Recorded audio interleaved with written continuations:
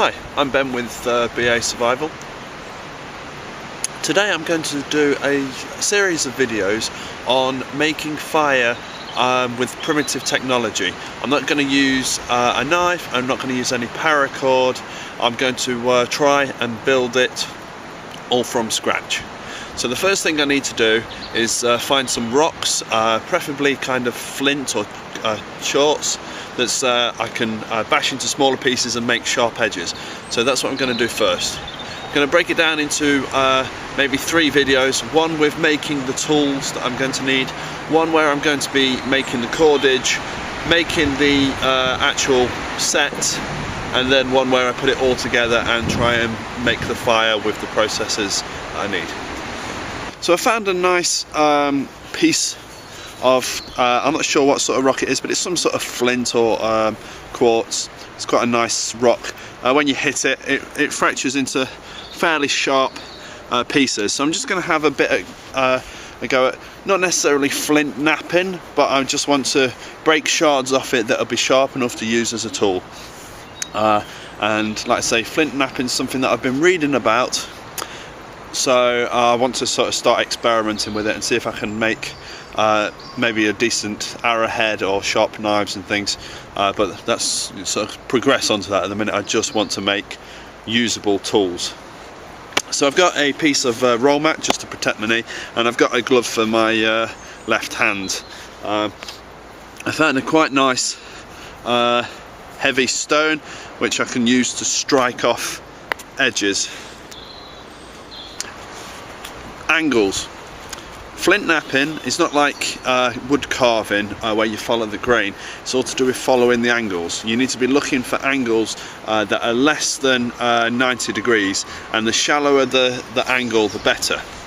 Because as you strike it with the rock, you want the force to go through it, and it comes out at about 120 degrees through.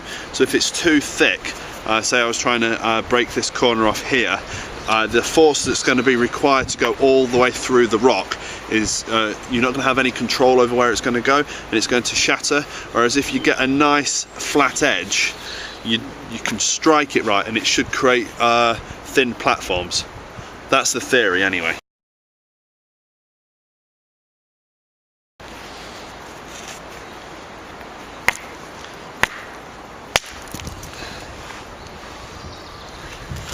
Okay, so you break off bits like these, you know, that could nearly be an arrowhead there, but then bits like that, so the lovely sharp edge here, and hopefully I can use that for a little bit of cutting and scraping. Again, ideally you should be able to break off the piece that you want to within the first hit. See here where I've sort of hit and missed it, and it's damaging the rock really, but you got to practice somewhere, haven't you? Occasionally you get to a bit that's like this now, and it's fairly round. There's not really any obtuse angles on it at all that I could strike. So when you get to that kind of stage, as that happened with the slightly bigger one at one point, you just have to kind of hit it and hope. I'm pretty sure that's not the scientific way, and the way that, you know, true flint knappers would do it. But for me, when I get to a stage when the rock looks pretty round, I'm just going to hit it and hope something breaks off that's I can then start working again. I mean, that bit just came off there, so that's quite a nice bit. And again, like I say, I'm just trying to get sharp pieces of rock. I'll worry about trying to make them look fancy at perhaps another time. But one on that, they are sharp pieces of rock. I mean, that's got a razor edge on it there, so be careful. Once you've done that, hopefully it's created a few more edges that you can use as your platform to drive off other smaller bits. So we'll try and get here. Another good reason for wearing quite a thick glove is occasionally you miss with the rock.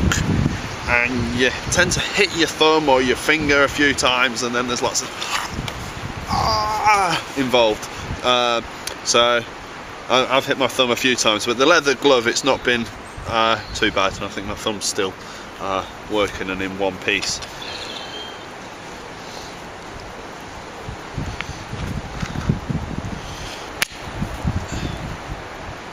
It also sends the sort of percussive shock waves down your leg as well, because you need your leg there to sort of brace it against something.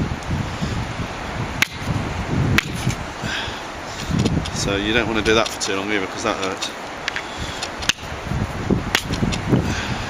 Once it gets smaller to this kind of size, I mean, I could keep that as it is.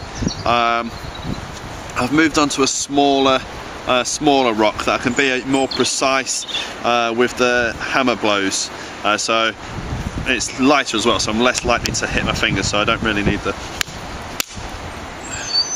And only taking off smaller pieces, but for more kind of general shaping now, and that's quite a nice bit there. I don't know whether it zooms in.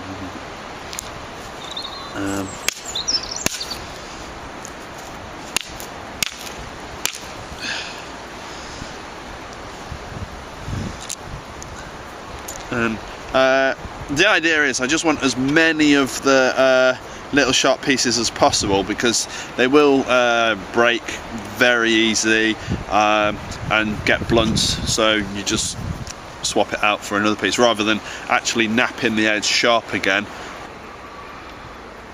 Okay, so just out of that half of that small rock, I've got loads of pieces, and all these have a lovely edge on them. So there's quite an area there, some a little bit bigger, but most quite small, but with razor edges on. Using this piece that's probably one of the bigger pieces that broke off, but still with nice edges on, I want to try and pressure flake a kind of serrated edge up the side, so I can use it for more sort of sawing, scraping motion. So I've got a piece of deer antler just with a piece of copper that I've nailed in there and glued in, so that I can pressure flake along here. And it's the same sort of principle as hitting it. You're trying to find those thin areas and just apply the pressure all the way along. I'm just going to do little ridges. I don't know whether you can...